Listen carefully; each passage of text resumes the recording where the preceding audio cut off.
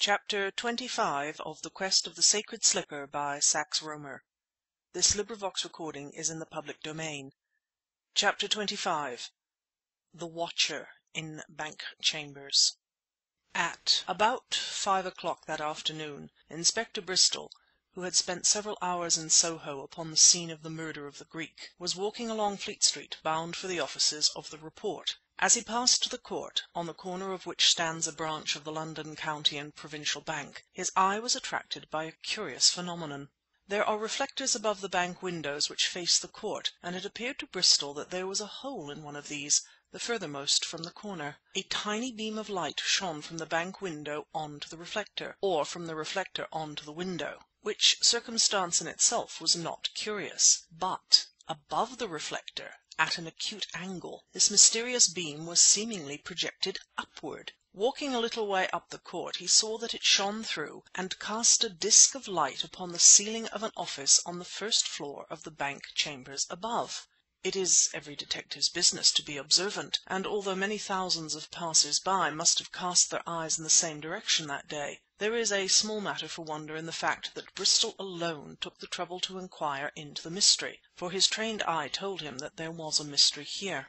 Possibly he was in that passive frame of mind when the brain is particularly receptive of trivial impressions, for after a futile search of the Soho cigar store for anything resembling a clue, he was quite resigned to the idea of failure in the case of Hassan and Company. He walked down the court and into the entrance of Bank Chambers. An inspection of the board upon the wall showed him that the first floor apparently was occupied by 3 firms, 2 of them legal, for this is the neighbourhood of the law courts, and the third a press agency. He stepped up to the first floor, past the doors bearing the names of the solicitors, and past that belonging to the press agent. He proceeded to a 4th suite of offices. Here, pinned upon the door frame, appeared a card which bore the legend, "The Congo Fibre Company." Evidently the Congo Fibre Company had so recently taken possession of the offices that there had been no time to inscribe their title either upon the doors or upon the board in the hall. Inspector Bristol was much impressed, for into one of the rooms occupied by the Fibre Company shone that curious disc of light which first had drawn his attention to Bank Chambers. He rapped on the door, turned the handle, and entered. The sole furniture of the office in which he found himself apparently consisted of 1 desk and an office stool, which stool was occupied by an office boy. The windows opened on the court, and a door marked "Private" evidently communicated with an inner office, whose windows likewise must open on the court. It was the ceiling of this inner office, unless the detective's calculation erred, which he was anxious to inspect. "Yes, sir?" said the boy tentatively. Bristol produced a card which bore the uncompromising legend, "John Henry Smith." "Take my card to Mr. Boulter, boy," he said tersely. The boy stared. "Mr. Boulter, sir? There isn't anyone of that name here." "Oh!" said Bristol, looking around him in apparent surprise. "How long is he gone?" "I don't know, sir. I've only been here 3 weeks, and Mr. Knowlson only took the offices a month ago." "Oh!" commented Bristol. "Then take my card to Mr. Knowlson. He will probably be able to give me Mr. Boulter's present address." The boy hesitated. The detective had that authoritative manner which awes the youthful mind. "He's out, sir," he said, but without conviction. "Is he?" rapped Bristol. "Well, I'll leave my card." He turned and quitted the office, carefully closing the door behind him. 3 seconds later he reopened it, and peering in was in time to see the boy knock upon the private door. A little wicket or movable panel was let down. The card of John Henry Smith was passed through to someone unseen, and the wicket was reclosed. The boy turned and met the wrathful eye of the detective. Bristol re-entered, closing the door behind him. "See here, young fellow," said he, "I don't stand for those tricks. Why didn't you tell me Mr. Knowlson was in?"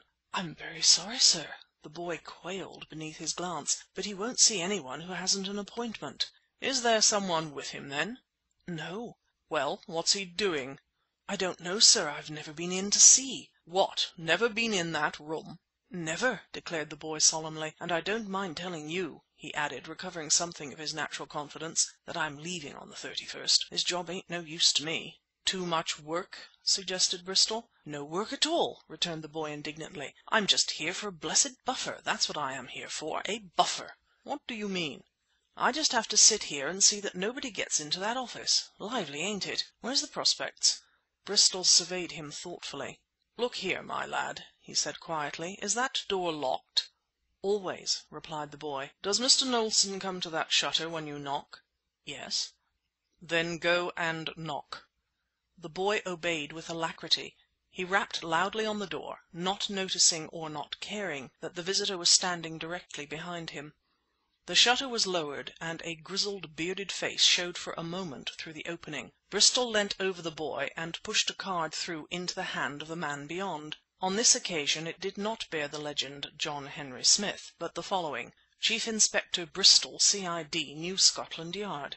"Good afternoon, Mr. Knowlson," said the detective dryly. "I want to come in." There followed a moment of silence, from which Bristol divined that he had blundered upon some mystery, possibly upon a big case. Then a key was turned in the lock and the door thrown open. "Come right in, Inspector," invited a strident voice. "Carter, you can go home." Bristol entered warily, but not warily enough, for as the door was banged upon his entrance he faced around only in time to find himself looking down the barrel of a Colt automatic. With his back to the door which contained the wicket, now reclosed, stood the man with the bearded face. The revolver was held up in his left hand, his right arm terminated in a bandaged stump. But without that, his steel-grey eyes would have betrayed him to the detective. "Good God!" whispered Bristol. "It's Earl Dexter!" "It is," replied the cracksman, "and you've looked in at a real inconvenient time. My visitors mostly seem to have that knack. I'll have to ask you to stay, Inspector. Sit down in that chair yonder." Bristol knew his man too well to think of opening any argument at that time. He sat down as directed, and ignoring the revolver which covered him all the time, began coolly to survey the room in which he found himself. In several respects it was an extraordinary apartment. The only bright patch in the room was the shining disc upon the ceiling, and the detective noted with interest that this marked the position of an arrangement of mirrors. A white-covered table, entirely bare, stood upon the floor immediately beneath this mysterious apparatus. With the exception of one or two ordinary items of furniture and a small hand lathe, the office otherwise was unfurnished.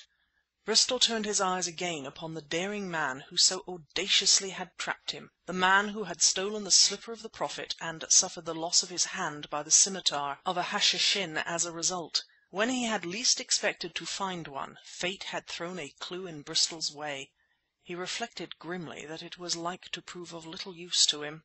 "Now," said Dexter, "you can do as you please, of course, but you know me pretty well and I advise you to sit quiet." "I am sitting quiet," was the reply.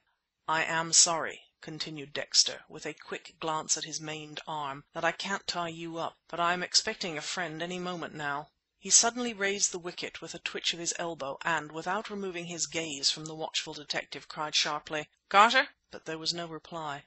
"Good, he's gone." Dexter sat down facing Bristol. "I have lost my hand in this game, Mr. Bristol," he said genially, "and had some narrow squeaks of losing my head, but having gone so far and lost so much, I'm going through if I don't meet a funeral. You see, I'm up against two tough propositions." Bristol nodded sympathetically. "The first," continued Dexter, "is that you and Cavanagh, and English law generally. My idea, if I can get hold of the slipper again—oh, you needn't stare, I'm out for it—is to get the Antiquarian Institution to ransom it. It's a line of commercial speculation I've worked successfully before. There's a dozen rich highbrows, cranks to a man, connected with it, and they are my likeliest buyers, sure. But to keep the tone of the market healthy there's Hassan of Aleppo, rot him! He's a dangerous customer to approach, but you'll note I've been in negotiations with him already, and am still, if not booming, not much below par."